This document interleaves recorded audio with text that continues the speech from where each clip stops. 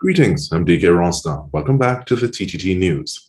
The Environmental Management Authority's website states that the Knowledge Management System, or KMS, of Trinidad and Tobago's National Climate Mitigation Monitoring, Reporting, and Verification System design is intended to create a centralized repository for information regarding greenhouse gas emission sources, as well as mitigation efforts and resources or support required to support their reduction. Now we go in depth on the monitoring, reporting, and verification, specifically with Technical Officer 2 Air, Treina Dinoo.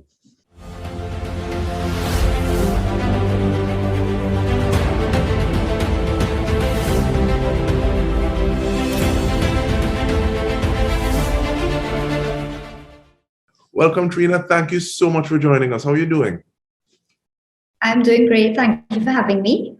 Our pleasure. Now, you are a technical officer to AIR, and so there are different types of monitoring. So give me a little bit before we go into the MRV, thank you, about your job specs and what it is you do in terms of like the way that we can monitor air quality in Trinidad and Tobago. Well, as part of the air unit, our job function ranges from implementing the air pollution rules. So we have source emitter registration of facilities that emit air pollutants, as well as permitting of those facilities. And we also have the National Ambient Air Quality Management System. We have monitors or stations that monitor pollutants or various air pollutants throughout the country. Right now, we have 5 various locations throughout the country. We hear about air quality sometimes when there's a lot of Sahara dust in the air. Is there anything else that is measured in terms of the ambient air quality? Well, our ambient air quality monitoring stations, we measure particulate matter, particularly PM10 and PM2, and that is what will give us an idea of the Saharan dust levels in the air, as well as nitrogen dioxide, sulfur dioxide, ozone, and those are the main ones that we measure. Those are referred to as the criteria pollutants because they are the main sources of pollutants from human activity. And those are the ones that we focus on in our monitoring stations. Okay, and I think there was we also get reports from you when there are like fires at the Beetham landfill as well. Yes, exactly, because we currently have a monitoring station at the WASA's wastewater Beetham station, so it's downwind from the landfill. So during the recent landfill fire, we were able to capture some data from that event. All right, thank you so much for that. It's always nice to get a context, but I think this system is a little different from the MRV system. So what are those differences? Well, the MRV system, maybe I should provide you with a little context. So Trinidad and Tobago ratified the Paris Agreement on Climate Change in 2018. And the aim of the Paris Agreement is to keep global warming to well under 2 degrees Celsius, above pre-industrial levels. And there's an even more ambitious attempt to limit the temperature increase even further to 1.5 degrees Celsius. So as a party to that convention, Trinidad and Tobago is obligated to communicate information related to its greenhouse gas emissions and removals. So as a country, we have committed to reducing our greenhouse gas emissions in the major emitting sectors, which are industry, transport, and power generation by 15%. So to track these measures implemented to reduce these greenhouse gases. And when we talk about greenhouse gases, we're talking about carbon dioxide, methane, and nitrous oxide. And the principle of measurement, reporting, and verification, or MRV, was introduced. So this is being done in Trinidad and Tobago through a system known as the National Climate Mitigation Monitoring and Reporting and Verification System, or in short, the National MRV system. Now, it's different from the ambient air quality monitoring stations because these stations, the ambient stations, they actually have monitors that would measure the pollutants in the air. But this MRV state, when we talk about monitoring in the national MRV system, we're not actually talking about monitors located throughout the country that would measure carbon dioxide, for example. But the monitoring here is really the collection and analysis and reporting of greenhouse gas emissions, which is calculated. So where it's calculations that are done. And we also look at the efforts made to reduce them and the support required. So all of that, the greenhouse gas emissions, the efforts to mitigate them, and the resources support devoted to these efforts is what forms part of the MRV system. And I keep on hearing about that 1.5 to stay alive. So thank you so much for that overview. And it makes a lot of sense to kind of start plugging in some more information now. But when you talk about those calculations over those three main areas, so the three main areas, I believe, is transportation, energy generation. And what's the next one? So we have, yes, transport, correct, power generation, and industry. Those are our main emitting sectors for Trinidad and Tobago. All right, so who is responsible for creating those algorithms or those calculations to say, okay, well, if this is the amount of input that you use, this is the amount of output there by these greenhouse gases that you most likely will have?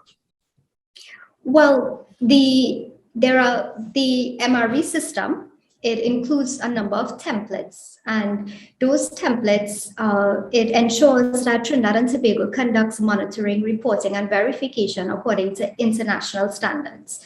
So, for example, the templates are designed according to the Intergovernmental Panel on Climate Change, their guidelines for national greenhouse gas inventories. So currently, we use the 2006 guidelines. So all stakeholders or entities in Trinidad and Tobago would be reporting their emissions based on the methods in that guideline, the 2006 guidelines. And that ensures that we are all reporting, all nations are reporting according to the same methodology. And so it can be transparent and also comparable.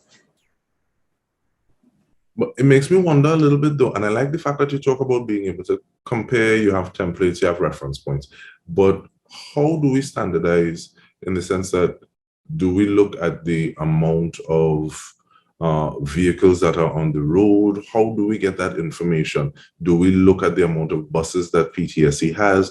What are some of those factors that go into the equation enabling us to use the templates?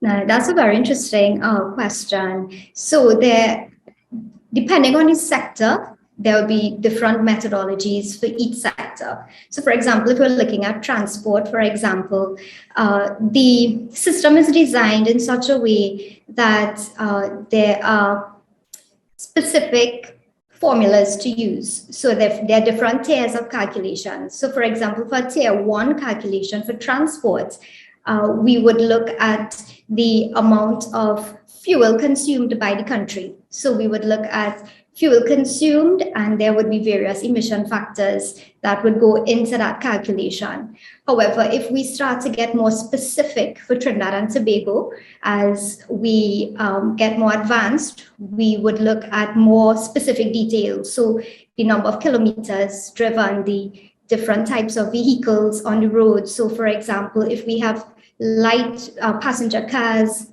heavy duty vehicles, and even look at, for example, for passenger cars, if they have catalysts or they don't have catalysts. So the equations could get very complicated, but all countries could even start off with a very simple calculation that could help them to establish a baseline before they reach those advanced levels of calculations.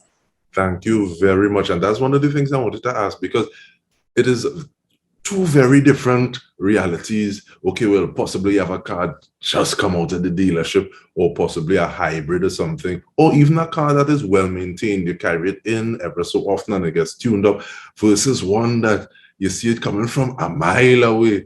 One that could actually possibly, if it's in front of one of the ambient air monitors, could, I don't know, trigger it because the way this thing is smoking. So that's one of the reasons I asked the question. So, like, what are some of those factors? And thank you for the answer. So that different gradations, different tiers, different levels of those calculations. But I think this is something that started in 2021. What has the reporting system been like in terms of information thus far from 2021 to now? Well, the system is currently a voluntary one in the sense that stakeholders submit data voluntarily into the system. And it is expected that hopefully the legal framework will be finalized so that emissions reporting would become mandatory. But currently, the EMA periodically throughout the year would invite stakeholders via letters to become part of this MRV, national MRV system. Those that agree will be given a unique identifier and login credentials to the knowledge management system, which is housed at the EMA.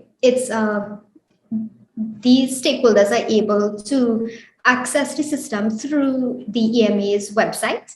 So they go in and they have their login credentials and they could upload data into that system. When the data is uploaded, the air unit is responsible for reviewing those calculations, liaising with those stakeholders, ensuring that the calculations are correct, sufficient, and meets the methodology before we use it to create the inventory. Thank you so much for that. And on that note, we take a short break. We are returning. We are talking about the MRV, looking at climate change monitoring, reporting, and verification. Stay with us. We return with more.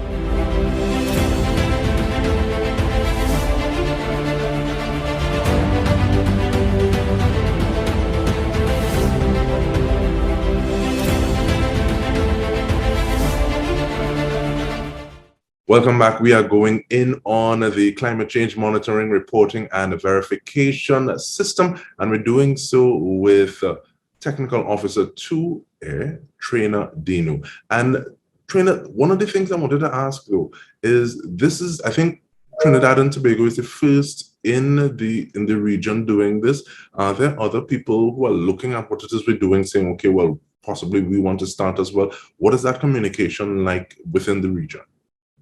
Yeah, so this system, this national MRV system, is actually the first of its kind to be created in the Caribbean region. So Trinidad and Tobago is actually leading the race, as it were, when it comes to a formalized system for reporting greenhouse gas emissions.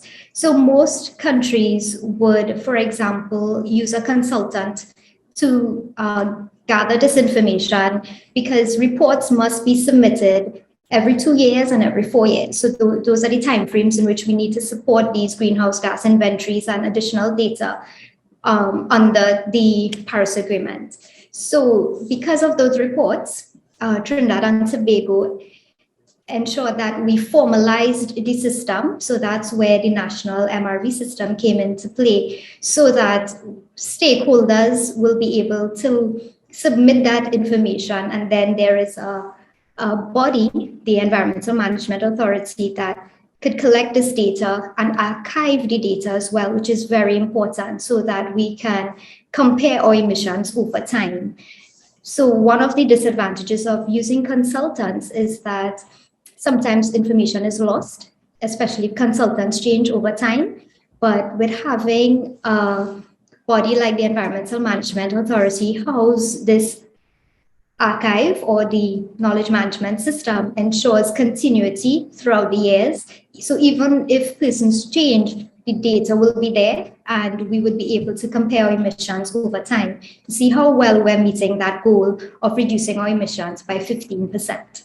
And I guess it also makes the entire process a little more nimble, because if you have to go back and say, okay, well, during this month and this year, this amount of fuel was used, so therefore you should have this amount of output, versus another month, where there was a marked increase or decrease is a lot, I guess it's easier to pick up on that one time. So you're able to deal with those small increments as opposed to have to crunch a great deal of figures within a small time period, which is what most likely a consultant would do because they don't necessarily have a consultant on that long unless you have them on retainer.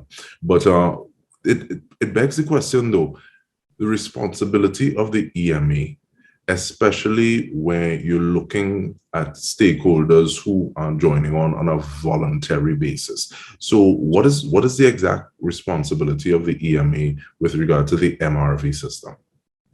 So at the top of the organizational chart is the MRV coordinating body, which is the ministry responsible for climate change. And currently that's the Ministry of Planning and Development.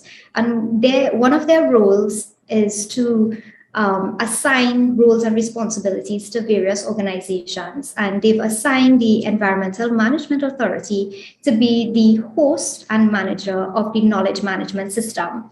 So the knowledge management system could be described as the brain of the MRV system because it's a central repository for the data. So it's where all the data on greenhouse gas emissions, reductions, and support received is contained. And so we're able to track our progress in reducing emissions. So the Environmental Management Authority, as host and manager of the system, compiles the greenhouse gas data, and we also archive it as well. So in terms of the EMA's roles and responsibilities, currently being we voluntarily ask stakeholders to submit data. And what we found is that a number of companies have signed on. They are very interested in the process, and this is very commendable because they realize that eventually legislation will be formalized by legislation, and so it will become mandatory. And so they recognize that if they join now, they will be better prepared for when that system becomes legalized and mandatory.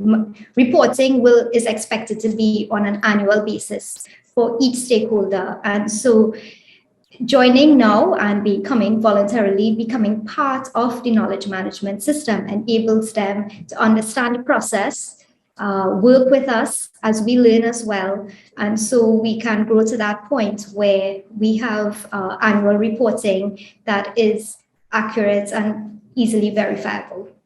Are there any other incentives? And I ask that question because it's one thing to say, okay, well, yes, we're getting in gear so that when this is something that is legally binding and is no longer voluntary, we already have the wherewithal and we're already in a groove, as it were.